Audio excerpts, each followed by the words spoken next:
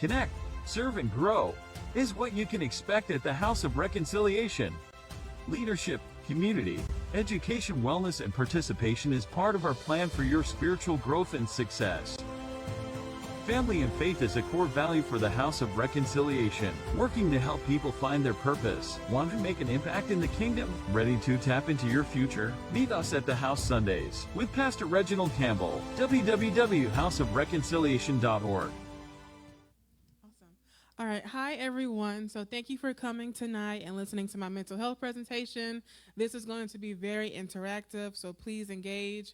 If you have questions throughout the presentation, please don't hesitate to ask pertaining to the slide that I'm on, or you can save your questions for the end. All right. Let's go ahead and get started. So I do have a scenario for y'all. So Jamila is a successful lawyer in her 40s who visited a psychiatrist, explaining that for almost a year, she had been feeling unlike herself. She specifically mentioned having a hard time sleeping and concentrating, and increased feelings of irritability, fatigue, and even physical symptoms like nausea and diarrhea. She was always worried about forgetting about one of her clients or getting diagnosed with cancer. And in the recent months, she was forced to cut back her hours at work. She has no other remarkable medical history or trauma. So what do you think is wrong with Jamila? Stress, okay. Anybody else? 2 for stress? Overloaded? Yes, Overload? Overwhelmed. So stress, overload, and overwhelmed. Okay, let's see what is wrong with Jamila. Jamila has anxiety, and it sounds like she has general anxiety. So I'll get more into that in a second. Okay. So what is anxiety? We have a quick little cute video for y'all. Anxiety is a state of worry over a future unwanted event or fear of an actual situation. It brings up feelings of tension and physical effects like increased blood pressure. It's completely normal to experience some amount of anxiety when faced with challenges and life-changing decisions. In the right situations, anxiety can also help us perform better and react to stressful events. Once the situation passes, however, so should the anxiety. If you feel intensely anxious in a way that interferes with your daily life, you might be suffering from an anxiety disorder. Symptoms are a pounding heart, excessive sweating, restless sleep, difficulties concentrating and avoiding situations that trigger anxiety. Like with any physical problem, it can get worse if ignored, leading to additional conditions. Anxiety disorders are treatable, and with the right help, they can be controlled. Together, we can make a difference.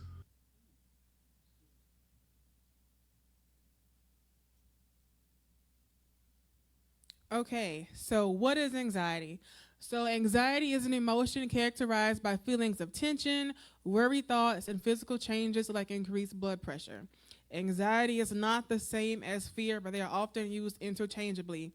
Fear is in the moment, situational, based on whatever is happening.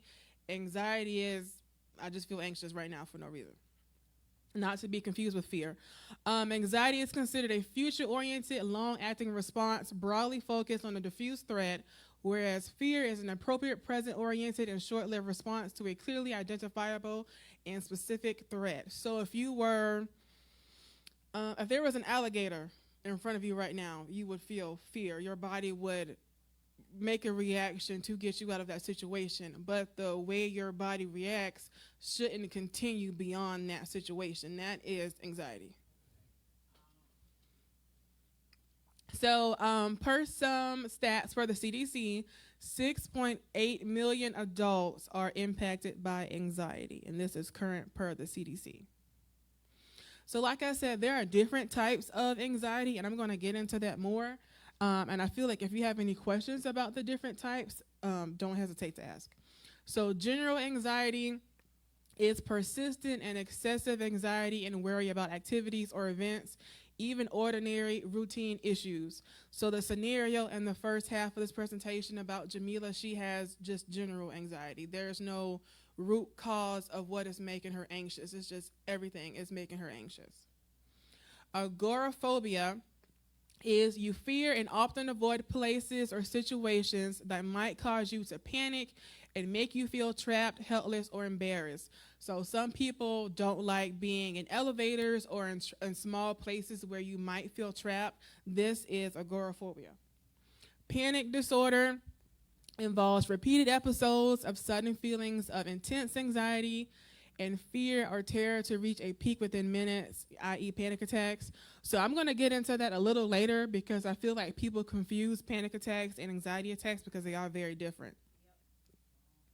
Social anxiety involves high levels of anxiety, fear, and avoidance of social situations due to feelings of embarrassment and concern about being judged or viewed negatively by others. So this might be someone afraid to go out in public, afraid to meet new people, afraid to meet your friends, and so forth and so on, because they assume that they're going to be judged or they might say the wrong thing. Or some people rehearse what they're going to say when they meet new people or they go out into a new setting. That is social anxiety. Separation anxiety, I feel like people hear pretty often. So that's a fear of being away from people that you were close to. You see this a lot in younger children when they start going to school and the parents start going to work. That reaction that they have, that crying, that not wanting to let go, holding on to the leg, not getting out of the car, that is separation anxiety. And then a phobia is an intense fear or aversion to a specific object or situation. So you might hear the word phobia a lot, like a fear of heights is a phobia, a fear of dying is a phobia, being in small places, claustrophobic is a phobia. But that's something very specific and not to be confused with general because they're two separate things. So do I have any questions so far in this part?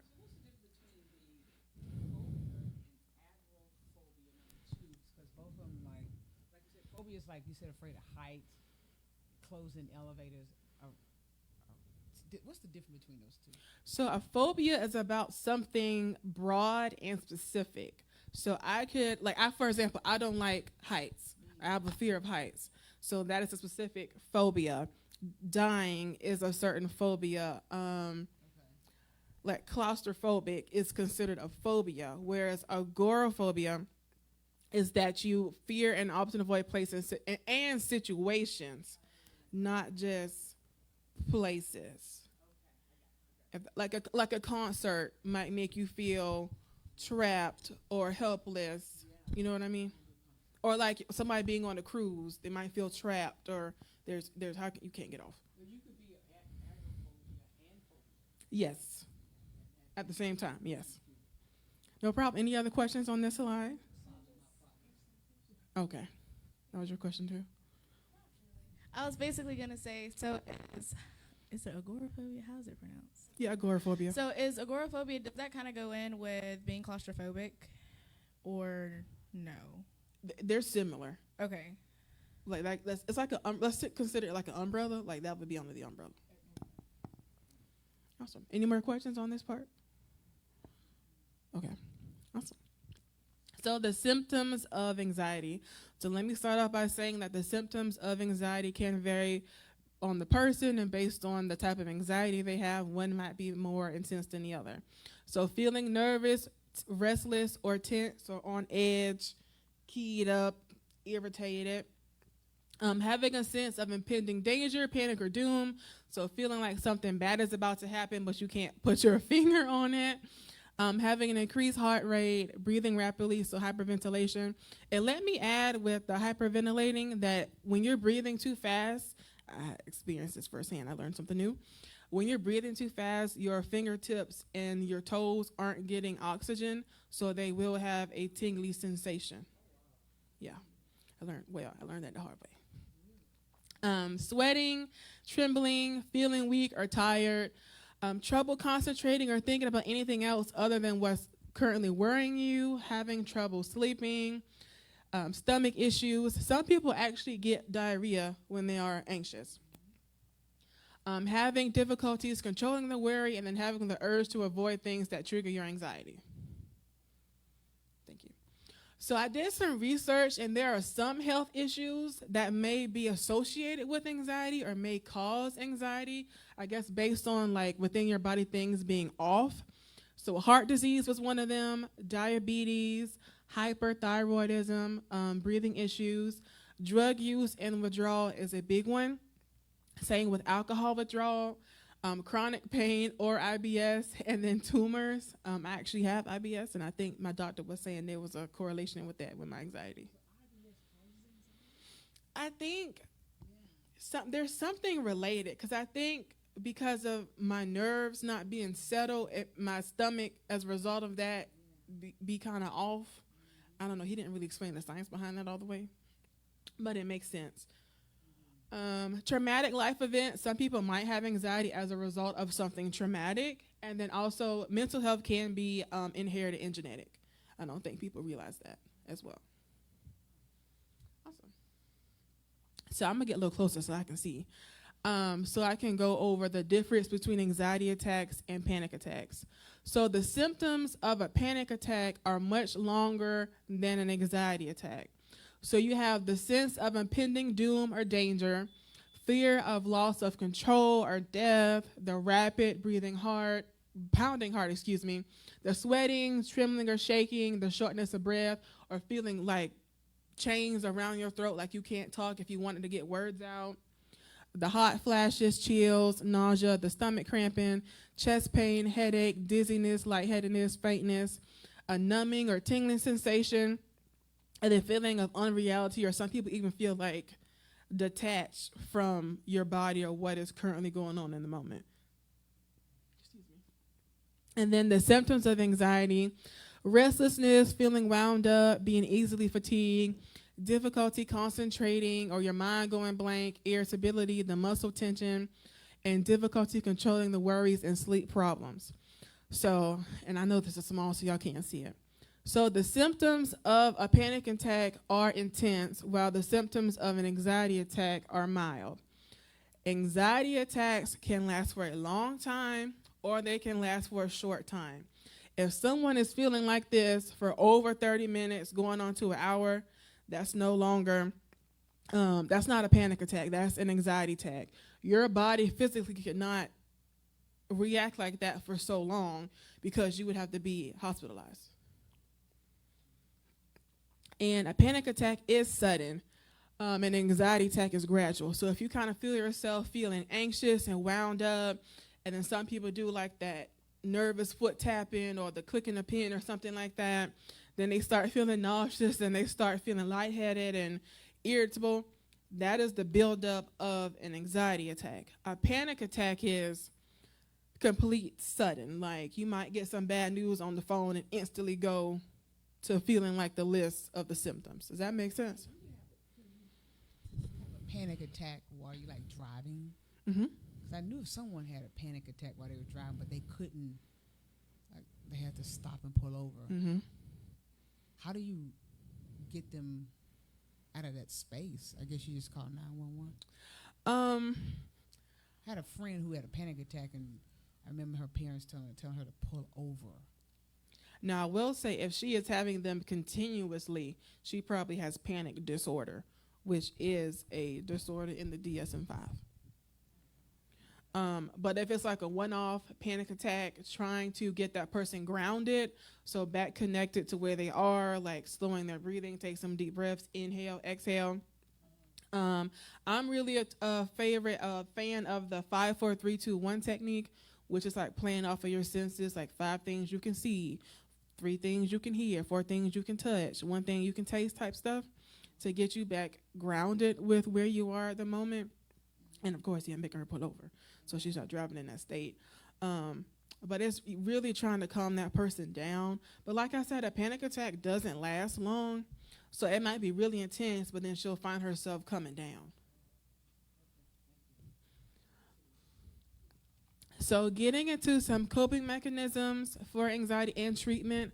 So in terms of coping, and also this is where you have your self-care wheel. So the self-care wheel has different self-care strategies based on different elements. So psychological, emotional, spiritual, personal, professional, and physical. Personally, I'm a big fan of journaling. That helps me just getting my thoughts out, just helps me feel a lot better. Going for a walk, I find is very helpful. Figuring out what makes you anxious. 9 times out of 10 is people are worried about things that they don't have control over. So and it's kind of like mind playing on your mind. So by acknowledging that you don't have control, you gain control by acknowledging that. It's kind of like reverse psychology. So different things for different elements. So for the psychological, like I said, I would recommend self-reflection, therapy, journaling, the aromatherapy. I know lavender seems to work well for people. Reading a book. Emotional, I feel like crying is also cathartic, releasing those emotions. Some people feel good after crying.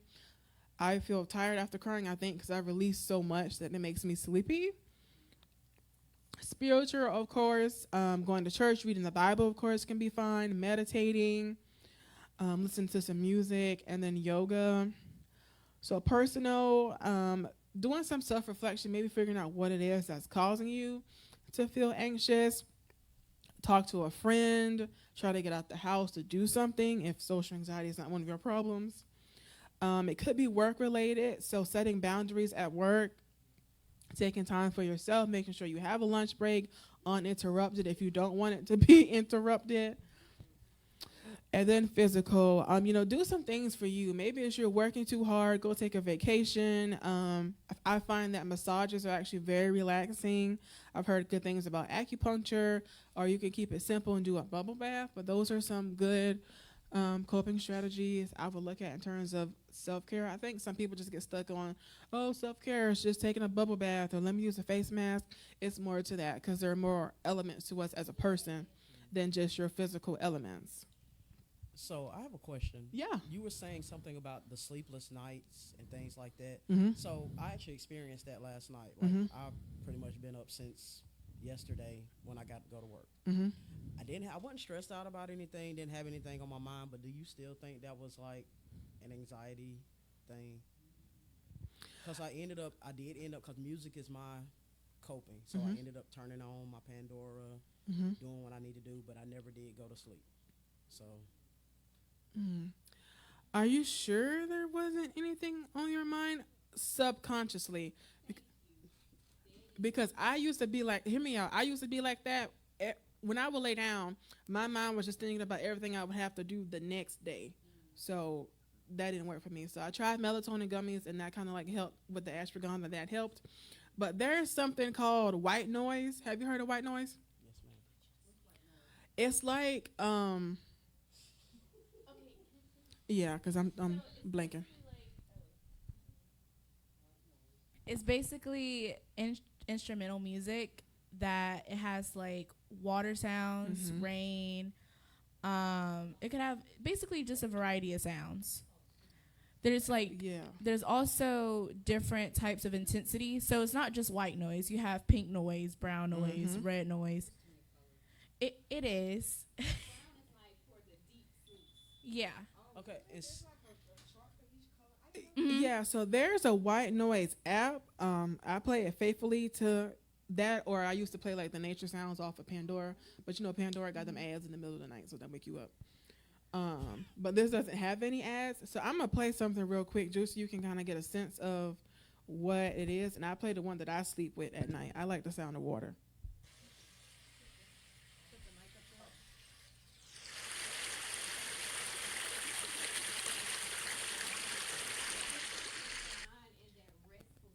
Yeah, I turn my volume down a little bit because it's a little distracting when it's loud at night. But yeah, and I just fall asleep. You don't even realize you fall asleep. and you said that there's an app for that. Yes, there's a white noise app, and there's also an insight timer app, which is like sleep meditations as well. Maybe I deleted mine. But like someone talking like a soft voice with like some white noise playing in the background. Yeah, and then you start falling asleep.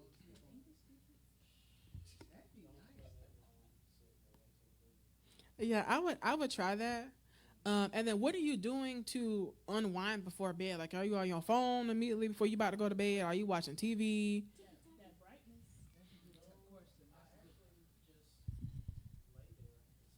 No, she said, what are you doing before you lay there? Because if you got your phone on. Yeah, like your bedtime routine. You you got a lot of music and TV going on? Like maybe while you're in the shower, play like some white noise. Just like don't fall asleep in the shower. Or some aromatherapy. I know some people take eucalyptus plants and tie them to the head of the shower, so the steam and the heat from the shower makes it smell to start your body relaxing. Or there are like bath bombs, there are shower bombs that have like the aromatherapy, like to get your sleep routine like pre-started. And then when you get out, put some lotion on, put on some like background therapeutic music, start winding down. But could you also, sometimes I drink that, what you call that, sleepy tea? Or the chamomile. Yeah. That normally helps me when you just kind of wind Wind down. It's down. been a long day, Yeah. and you know you got a lot on your mind. That I've tried that. That's why you go to bed at a decent time. Yeah, sleep Like is on here. 7 hours. I know that's hard. At least 6.5. At least 7 hours. My phone going sleep mode. Yeah. Yes. And I tell set it people do not automatic. call me unless somebody's dying. Turn everything on do not disturb. I'm so serious. So I would try that too. Like start cutting down communication before you get into bed. Like people call me. I'm like, good night. So, and maybe get some physical, like go for a walk. Like I feel like going for a walk helps release endorphins, might clear some things off your mind. Like I've never not felt better after going for a little walk.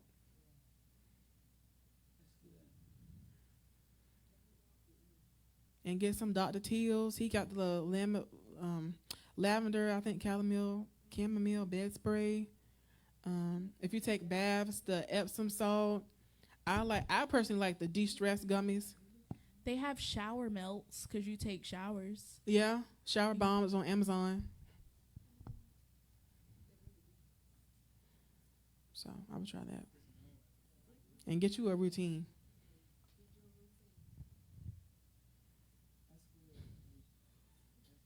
Okay, awesome. So avoiding alcohol and drugs. A lot of drugs and alcohol contribute to anxiety. I'm actually going to say more so drugs and alcohol because of your body's reaction to the chemicals within the drug, especially with trying to withdraw or it's been a minute since somebody had something. Caffeine contributes to anxiety.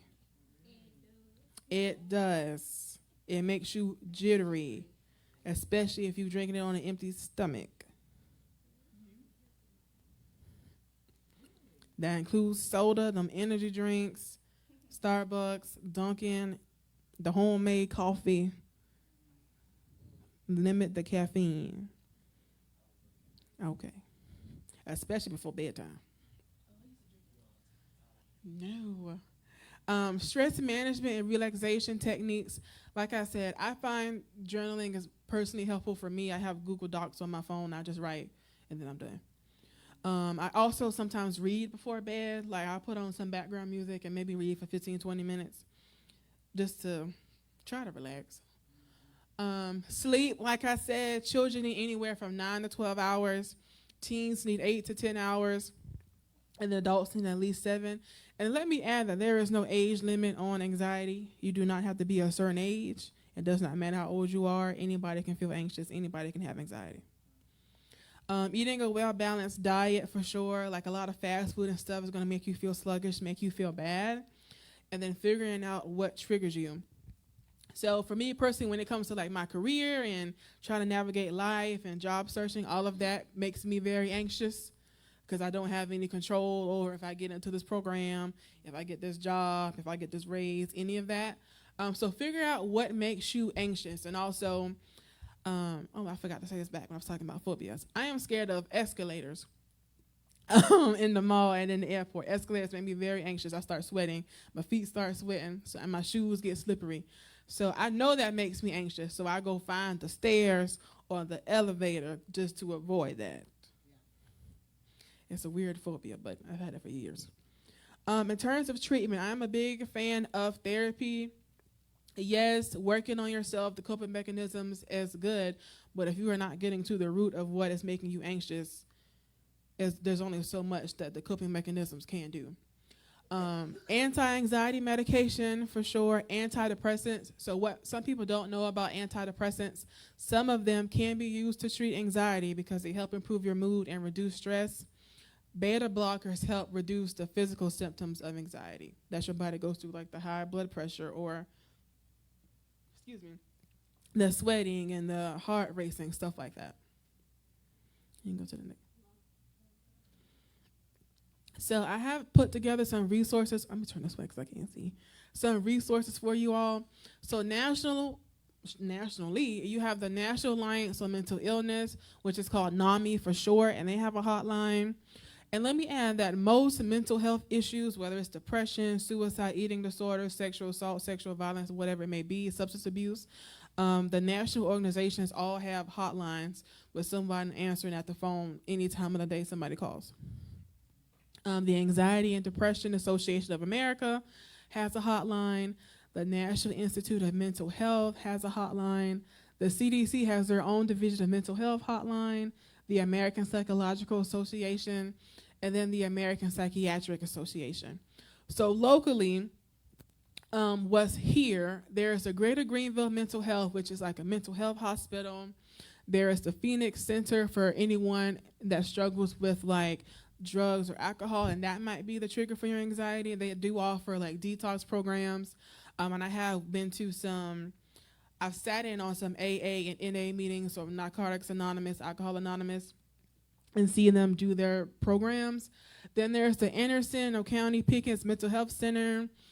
The Pickens County Advocacy Center helps with people victims of like sexual assault or sexual violence.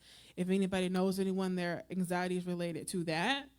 Situational anxiety. Then there's the Behavioral Health Services of Pickens County, like another behavioral health hospital. NAMI has a Greenville chapter. I want to say it's around the downtown area. I'm out of breath. Then there's the Marshall Pickens Mental Health Hospital in Greenville. I used to, I don't want to call it work, intern at the Carolina Center for Behavioral Health.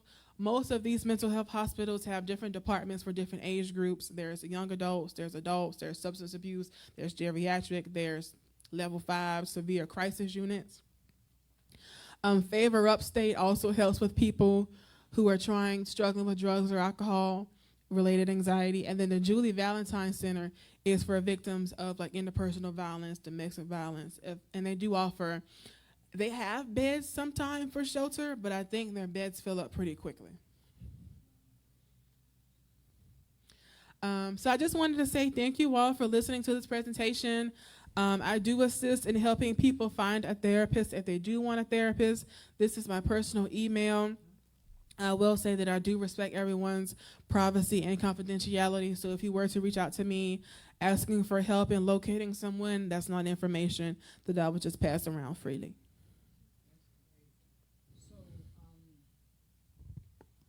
those centers that you mentioned in Greenville, they're pretty much open where anybody can just call or you have somebody, or any of them, and they're pretty much confidential if somebody needs to check.